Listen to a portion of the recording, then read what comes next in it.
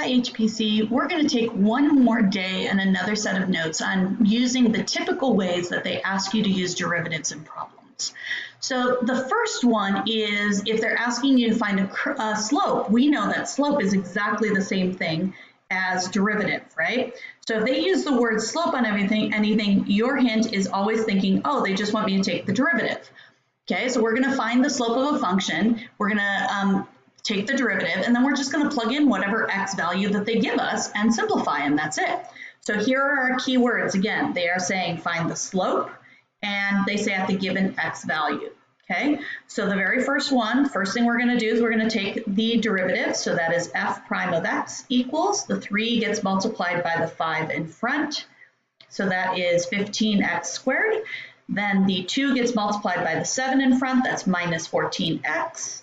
And there's a 1 on that power of x that gets multiplied by the 2, that becomes a plus 2, and the 1 becomes a 0 as a constant. Okay, so I've taken the derivative. I've done first step, find the slope of the by finding derivative. Then the second part is to plug in my x value. So my next part is I want to plug in the x value that they gave me. So now I'm going to be writing I am finding the derivative, and x becomes 2. I'm plugging in a 2 where the x is. So then this would become 15 times 2 squared minus 14 times 2 plus 2. And we simplify. We get 15 times 4, because we do powers first, then 28, then plus 2. So I am getting a 60 minus 28 plus 2.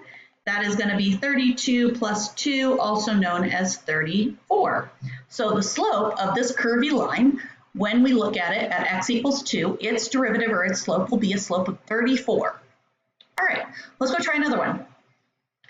So on this one, we are looking at the derivative of a square root. So derivative of x equals 2 just becomes a 0, so that just goes away. And we already know the shortcut for square root of x is 1 over 2 square root of x. Okay, so now we're going to plug in a 4. So if I plug in a 4, I'm going to write down that I'm plugging in a 4. So f prime at 4 is going to equal 1 over 2 times the square root of 4. That's the only x we had. And then we just simplify. So this is going to be equal to 1 over 2 times 2, which is the same thing as 1/4. So the slope of this curve, 2 plus square root of x, when we're right at x equals 4, is 1/4. All right, so there's one of our things that they typically ask you that involves taking a derivative. The second one is they're going to say write an equation of a tangent line. Well, that's not that bad either. So again, when you see that they are saying look at a tangent line, right? They want you to find an equation of a tangent line. That means I'm going to have to find the equation of a line. Okay, so I'm still going to start out with finding the slope first because that's what I'm most comfortable with. We're doing derivatives, so I take the derivative first. Okay, but then I'm going to have to figure out all the pieces parts to make a line. So let's start out with the easy stuff first. Let's go and find the derivative. So notice this time they changed the letter. It doesn't really affect anything. I just write y prime equals 2x plus 5. The only thing it affects is now I don't have anywhere to plug in my x number to, right? So this is my x, so I want to plug in a -3. I just don't have a good way to say that. So I just have to say y prime equals and then just show them that I'm plugging in a -3 plus 5. So that is going to be -6 plus 5, which is -1. So our slope at the point they're looking at is -1. So we have found m. We have found the slope of the equation. And we know that the best way to find an equation of a line is if you have a point and a slope. So then we're going to be using point slope form. Okay, so in this case, they gave us the x and the y. Had they not given us the x and the y, we'd have to go find it ourselves, and we'll do that in equation number 4. But let's just finish this one up by showing you, reminding you how to come up with an equation of a line. Pretty simple stuff, right? So we're going to start out with y minus, and let me highlight these for you or underline. Anything that is underlined should be a number that you have gotten from your problem. So y sub 1, x sub 1, and m should all be numbers that you've gotten from your problem. So we're going to start out with y minus 8 equals, and then I put in the slope, -1, parentheses, x minus a negative is x plus 3, right? So officially this is our equation. They typically write it in mx plus b form. That's okay. We just distribute this first, so I get -1x minus 3, and then as I move the 8 over, plus 8. So I just have to do one more simplify step. So this is going to be negative 8x plus 5. There is my equation of my tangent line at the point negative 3, 8. All right, so let's do another one. And in this one, we don't have the actual set of coordinate points. They only gave us the x. So we still start out the same way. Y prime equals, let's see, the derivative of ln of x is 4 times 1 over x. Okay, and then we want to plug in an e. So we're going to get a derivative that is 4 times 1 over e. Now I might simplify that and just call that 4 over e instead of trying to put numbers and then a fraction next to it. So there is my slope. That is my slope. That is equal to m. Okay. All right, next part is I don't have the y to go with this. So as I start writing it, I start going, okay, y minus, I don't have it.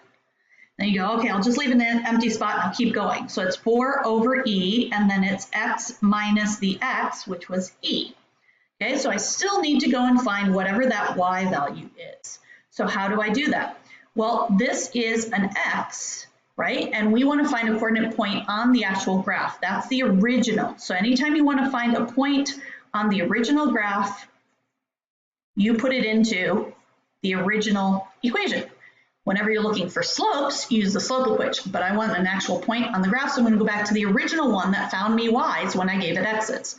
So in this case, I'm going to do y equals 4 times ln of e. Oh, isn't that nifty? Ln of e are inverses of each other, so that just becomes a 1. So my y is equal to 4. So as a coordinate point, this would have been e, comma, 4. That's the coordinate point that we would have been using, just like in example 3. So then this becomes minus 4. And again, if I wanted to distribute this to make it look like more like slope-intercept form, I'd distribute this across. We'd get 4 over e times x minus 4e over e. Those e's are going to cancel and then move the 4 over. So we're going to have y equals 4 over e with an x minus 4 plus 4. Oh, that's just 0, so plus 0. There we go. So there is our slope-intercept form. All right, so that's the second type. The first type was just find the slope, just find the derivative at a point. Now we're finding the actual equation at a point. And then our third and final one is you find the coordinate points for us based on a derivative. So here they're already telling us what the derivative is. They're already saying your derivative is going to be equal to 0. So you're going to go find the derivative. You're going to set it equal to 0. Then you're going to solve for x. That gets you halfway, right? Because a coordinate point is an x and a y. You also need to plug in the x into the original to find the y, and then you are done. All right, let's go try one. Let's see what other, let's do an orange. So first one, I start out with the derivative. I'm going to get 3x squared minus 12. That was easy.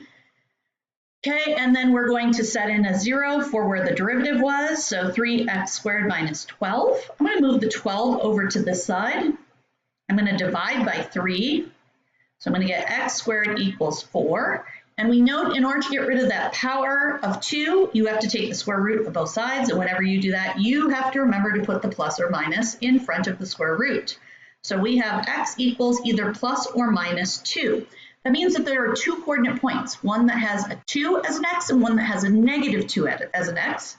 So I'm going to write it here so I don't forget it. I need to find a 2 something and a negative 2 something. Okay, so how do I find those? I'm going to put them back into the original because I want the actual y that goes with them. Okay, so if I put the actual y back into it, let's do the negative 2 first. So if I put the negative 2 in first, I would get y equals negative 2 to the third minus 12 times negative 2 plus 7. That's going to give me negative 8 plus 24 plus 7. That is 16 plus 7, which is 23. So with negative 2 is a 23 on the actual graph. Then I'm going to do the same thing with positive 2. So this time when I plug it into the original, it's going to be 2 to the third minus 12 times 2 plus 7. I'm going to get 8 minus 24 plus 7. And so this time it's going to be negative 16 plus 7, and that is going to equal negative 7, I believe, I hope. Let's see, did I do that right? Negative 16 plus 9. Oh, where did the 9 come from? That was a 7. There we go. Let's try that again. Plus 7 is going to be negative 9. My brain did 2 of those processes at once. Okay, so this is going to be a negative 9. So there are 2 points on this graph where the derivative would be 0. Okay, all right, and then in the last one over here, same idea. So they are again asking us in the directions to find the coordinate point where the derivative is 0. So we start out with finding the derivative. Derivative is 3e to the x is my favorite e to the x, and minus 3x is just going to be a minus 3. Set it equal to 0. Same deal here, I'm going to move the 3 over to the other side and then divide that 3 away from the x terms. So I'm going to get 1 equals because I'm dividing it away. All right, now I have to think about this. What power of x could you raise something to get a 1? Isn't that a 0 power? I think it's a 0 power, so I think x equals 0. E to the 0 power equals 1, right? Okay, so this one's only going to have one coordinate point answer. It's going to be 0 comma something. We have to go find the y that goes with it. So we're going to go and plug a 0 into the top part. So we're going to get y equals 3e to the 0 power minus 3 times 0. So now we're just solving for y. So this is going to be 3 times 1 minus 0. Looks like we're going to get a y of a 3. So the coordinate point is 0, 3, and the coordinate points over here, there were 2. That's it. Pretty easy, right? All right, let's go practice.